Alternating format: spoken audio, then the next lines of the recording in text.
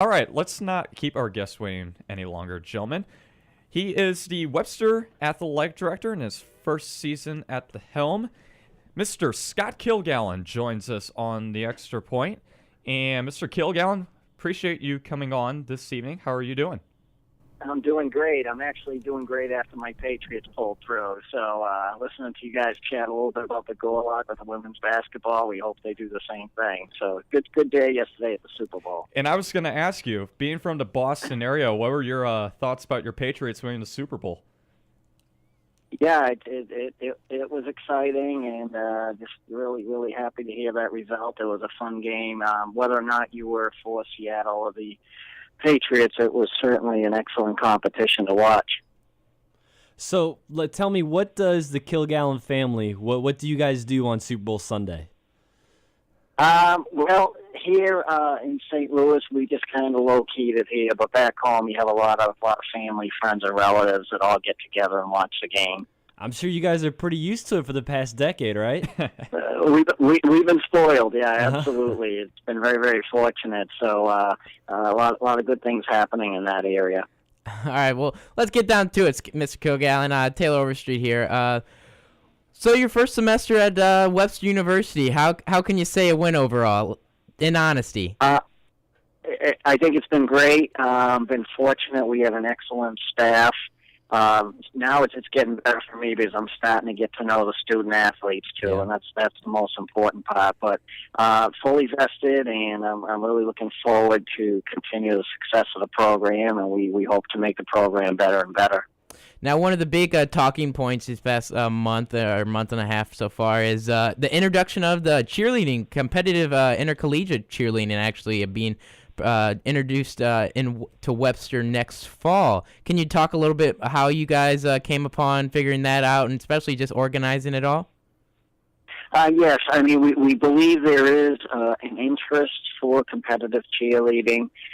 One of the things that we had to look at was the infrastructure, and as you know, Taylor, we have most of our facilities off-site with you playing at the Gallagher Soccer Park. So, one of the things we try to do, we are enrollment-driven at the institution, and we just felt that with the infrastructure, that would be one sport that we could add in lieu of the fact that we don't quite have the facilities yet for what you would consider your traditional sport. So we're excited to bring it in. Justin Barton, who works full-time on campus, has been a competitive cheerleading coach for years, and he's actually had a partner winning a national championship with that competition. So I'm excited to see what he does. He's been charged to bring in at least 13 students in to compete for the team next fall. And I think too the other thing will be nice to have have them at games, those type of things, and I think it will really add to the college atmosphere. Not just for basketball either.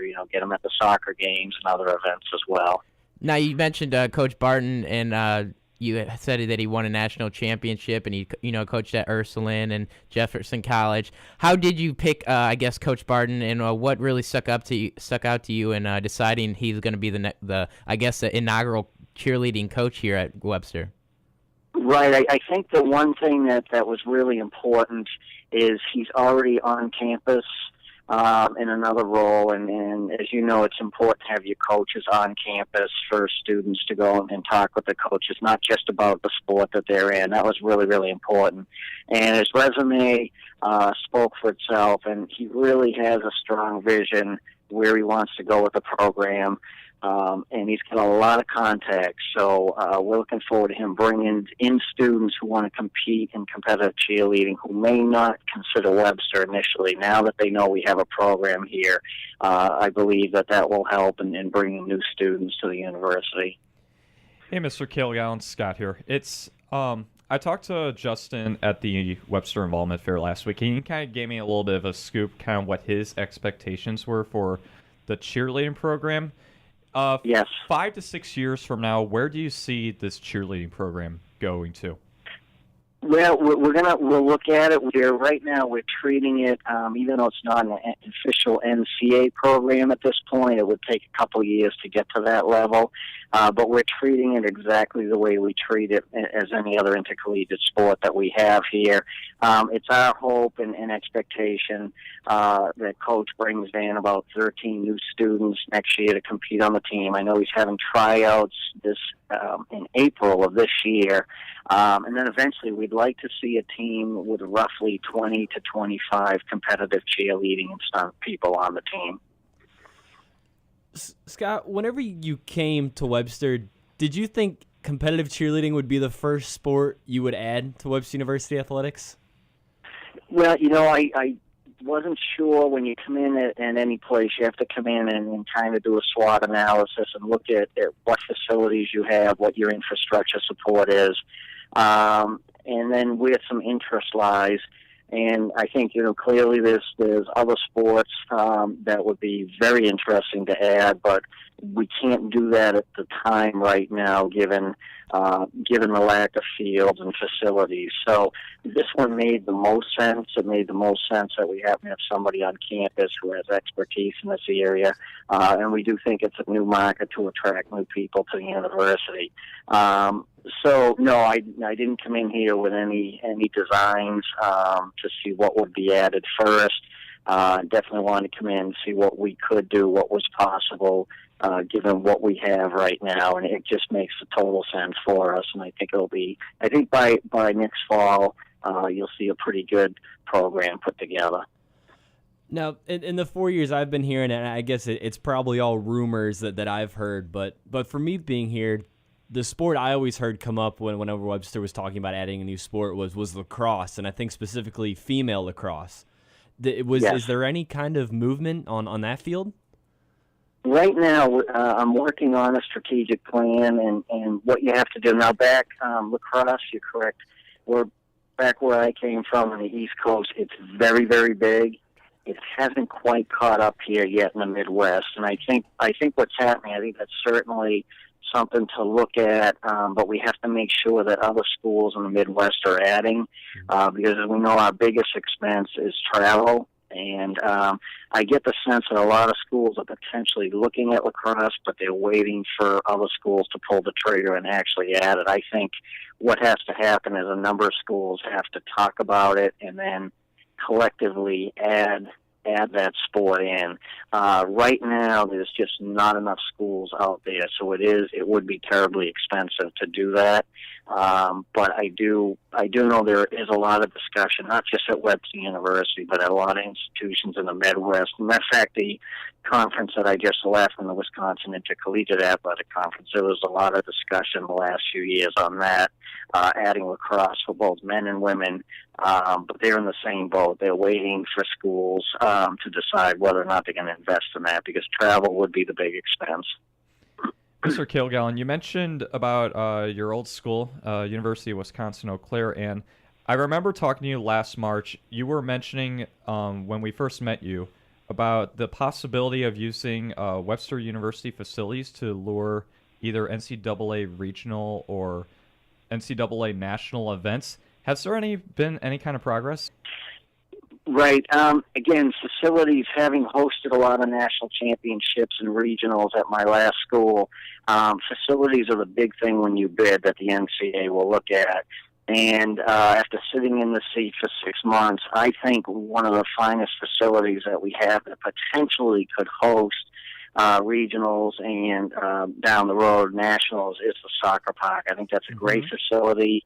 I did talk to the folks there about that vision, and I know Taylor can attest to this too. One of those issues would have to be better lighting. That's something the NCAA would look at, and I understand, talking with some of the managers out at the soccer park, that they do have a pro team now that signed a contract, and they may be investing in some of those upgrades. So realistically, to me, the soccer park is probably the only possibility we have to host something like that. Now, you might talk about, the baseball field that we play at. It's obviously a gorgeous field. Unfortunately, it wouldn't be cost effective for the owners of that field for us to host an NCAA tournament because they start their leagues as well at that time. And they make a pretty good gate on that. But I had a chance to go out to that facility as well, and that's gorgeous as well. So I say realistically, so with some improvements at the soccer park, that's something we want to aggressively pursue. Preferably, I like to pursue it when our teams are having a great year and advancing into the regionals because it's a lot of fun when your teams are participating in those events. And I look at our soccer programs are really on the upswing and improving. So that's a possibility as well. Again, we have Scott Killgallon, the Webster University Athletic Director, with us. And Scott, I'm glad you mentioned the soccer park. You're going to let me toot my own horn here for a sec because I'm actually myself and one of Taylor's good friends, another player on the soccer team, Tyler Brown. We're actually interns with St. Louis FC, the new outdoor soccer team, which is going to be starting their first preseason games in March at Soccer Park. Shameless plug. Oh yeah, and which is awesome. So maybe I can help you a little bit here and tell you that there are pretty big plans in place to add better bleachers to Soccer Park right now. Definitely upgrading the lighting. They told me comparing the new lighting scheme that they have going up that's going to be finished in before the first preseason game. It's going to be one of the top or one of the best lighting in the USL Pro, which is the outdoor professional soccer team, just under MLS. So that you're going to have one of the best lighting systems there too. But just tell me, everyone knows there's all that Webster University signage out there. It even says home of the Gorlocks. What's it going to be like having a professional team play there in a stadium where Webster has some pretty good signage and some pretty good branding out there? Yes, you're absolutely correct. Webster did a nice job. My predecessor, Tom Hart, did a very good job, and that's what you always want to do when you get into those partnerships. Make sure your university has that advertising, has that marketing out there. I am pleased to hear what you've said about that. It goes in line with the conversations I've had as well. And today with facilities, you can't do it alone, so with the Pro League coming in, working with the Scott Gallagher folks at the soccer park, getting that partnership up to make those improvements, those are the things that will help us in your earlier question, help us when the NCAA looks at bids, because, again, they really, really look strongly at how well the facilities are and how well the events are run. I will say this from my past experience, if we get the facilities, I've been involved with the NCAA a lot running events, and I think they would also feel good that my background would help, make sure those events are run well. Certainly talking with the folks at the soccer park, as you know, they're very well versed in soccer, and I think it would be a great event. And of course, we have a great athletic staff that I think would really rally around and help, help in that bidding process. And should we win it, we'll do a great job. And there are still plenty of season tickets out there ready to be bought. Scott, do you think you're gonna get in on this? Maybe buy some season tickets, come out, support the team, the new hometown team. As long as it doesn't conflict with our Gorlock, any of our Gorlock sports. Somebody was asking me about, I was joking earlier about the Patriots, but everybody always asks me about the Boston sports, and I said, oh, yeah, I'm a Boston fan, but whatever school I'm at, and here now I'm with the Gorlocks, that's my top team right now to support for all the sports that we have. Good answer, Scott. Good answer, Mr. Killgallon. Just curious, with St. Louis FC now as a regular tenant of the soccer park, are there going to be any conflicts between the actual schedule for when the SLIAC releases the home schedule for the Gorlocks along with STLFC?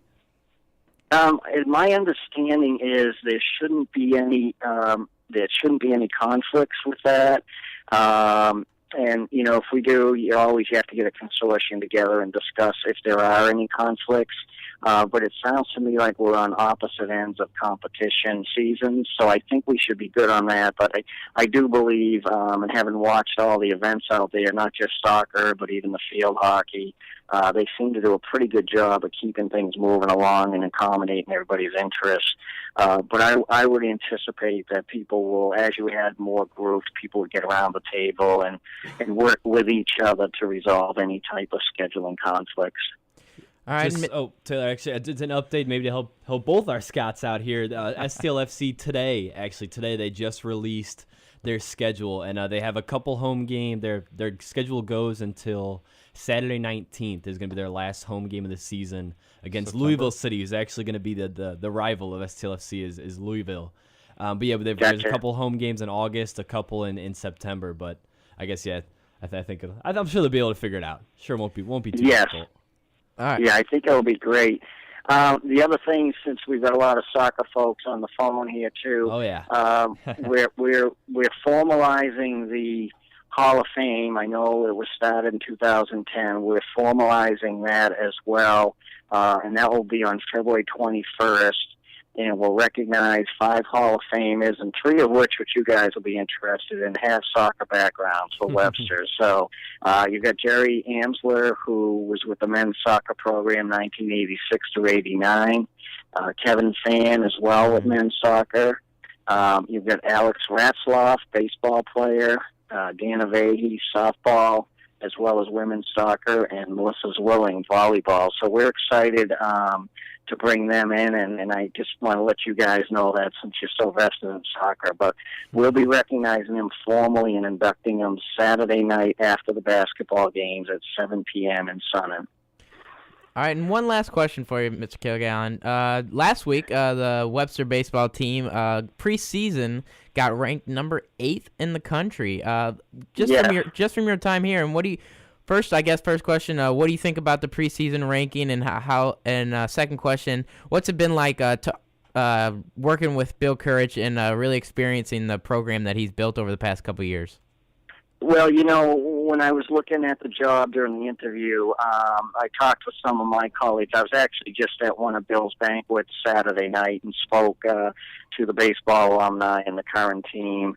And one of the things, is they've had a successful program under Bill, and I know I talked to my colleagues, both pretty much baseball school in Massachusetts and one in Marietta University in Ohio, and they both said he's an excellent baseball coach.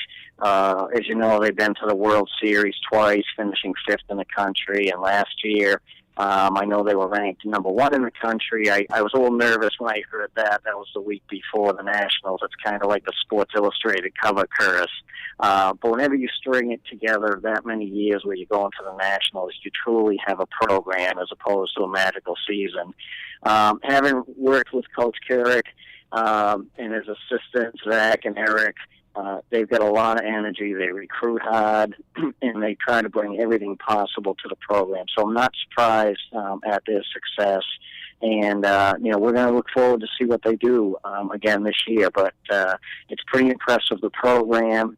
I think the players on the team have been working really, really hard. And of course, weather is tough this time of year for outdoor sports like that. But I know they've been working down at the Bud Dome from 9 till midnight. And I'm just really excited to see what the possibilities are. As far as rankings go, I never put a lot of stock in rankings till the season actually gets rolling. But I do think that Webster is known, and the baseball program is known for a top 10 program. So in my world, I'd love to see that move up as the games are played. And I know right out of the gate, I think 12 out of their first 18 games are against teams that are ranked top 25 in the nation. So we'll find out pretty quick where they sit. But yeah, good program. Excited to see what happens. Heard you guys talking a little bit about basketball earlier and track and field. So we'll get those seasons through and support them as much as we can. And then I look forward to the spring season where we start to get into softball, baseball, and track and field and men's golf.